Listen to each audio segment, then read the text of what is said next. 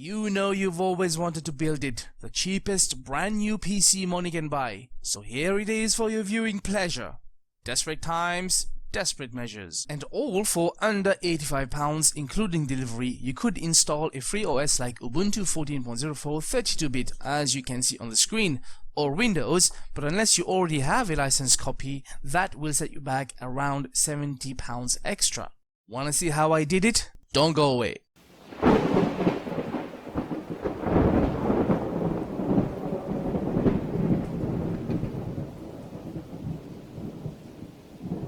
First step, go to ukpcpartpicker.com, link in the description below. It's not the only place to go, but certainly a great place to start. From there, I was able to get all my components from Amazon and CCL online with free delivery under £85.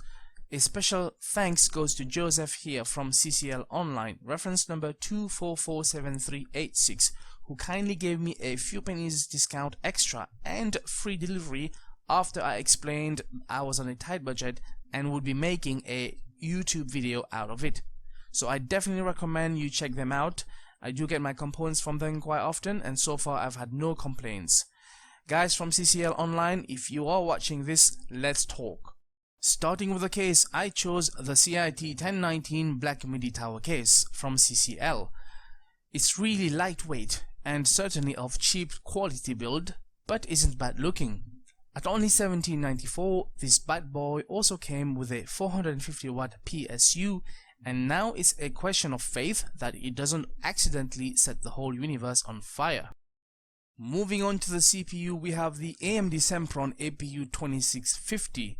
It's a dual core and processor speed at 1.45 GHz. This beast outputs only 25 watt of TDP, making it one of the most energy efficient CPUs out there. It also harbors integrated Radeon R3 graphics with only 128 cores and 400 MHz GPU clock speed. RAM is limited to 1333 MHz.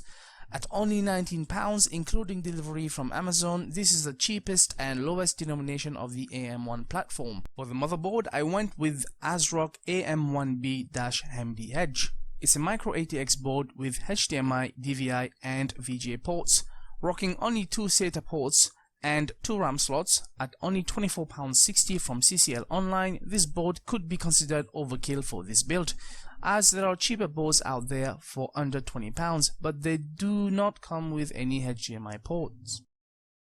RAM came courtesy of Kingston as a single stick of 2GB DDR3 1600 MHz. This was the only open box item from CCL Online, but still with 3-month warranty, so I rolled the dice with it as I only got it for £8.40. And finally, for the storage, I grabbed the Western Digital Caviar Blue with 160GB capacity, spinning at 7200 RPM. In a 3.5-inch desktop drive form factor at only $14.95 from Amazon. Sure, for only £5 more you could get double that capacity with 320GB, but again the purpose of this build isn't about value for money, but is about being cheap as Scrooge.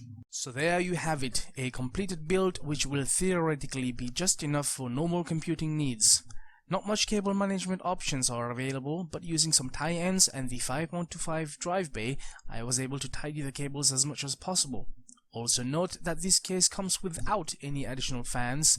The only fans spinning will be the CPU cooler and PSU fans. Now it's time to boot this bad boy up and hope it does not explode in my face. It's hooked up to a BenQ 22-inch 1080p monitor through an HDMI cable, and we wait. Houston, we have boot up. Some final thoughts and recommendations. Would I recommend this build to anyone? Short answer, no. First thing I would change would be the case and PSU. Grab a cheap used case for £5 or free if you can, and get a much better power supply. Next, I would definitely spend £5 extra and get the quad-core 3850, or even go all out for £16 more and get the 50N50. And of course, RAM should be 4GB as current minimum standard, and for only £6 extra you could grab one stick of 4GB. Storage is really optional, but I would be curious with an SSD on board. So for only around £30 extra you could take this build to a more value for money oriented computer. This type of computer should be for those people who have no desire for any sort of upgrade on that particular computer. They would be quite happy to boot up, checking emails, online browsing and shopping, 720p HD video playback, and using Office applications, and no more than that. I did encounter some lag when playing anything at 1080p on YouTube, but 720p HD was fine. So I built this in the first place. So I guess for experimental bliss, nothing else. Incidentally, I did build another AM1 platform with the above upgraded recommendations, which I will hopefully show you next time. I have filmed this cheap full build, so if anyone is interested, drop me a comment below and I may decide to upload the full video. Now go find that favorite operating system. For demonstration, I have firstly installed Ubuntu 14.04 LTS 32-bit. It worked pretty much out of the box, but I did encounter a slow performance when trying to record the screen with a YouTube video playing in the background.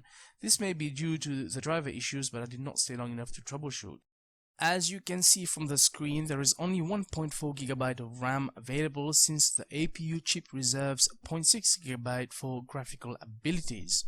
Switching to 720p and the APU now rises to almost 100%. And finally, at 1080p, the APU is brought down to its knees and the video starts to lag. As for Windows, which I installed after uninstalling Ubuntu, it worked as well as expected and again did not do any better for 1080p playback on YouTube. So there you have it guys, thanks for watching and thanks for bearing with me and my learning curve. Please subscribe, comment and share for more great content to come.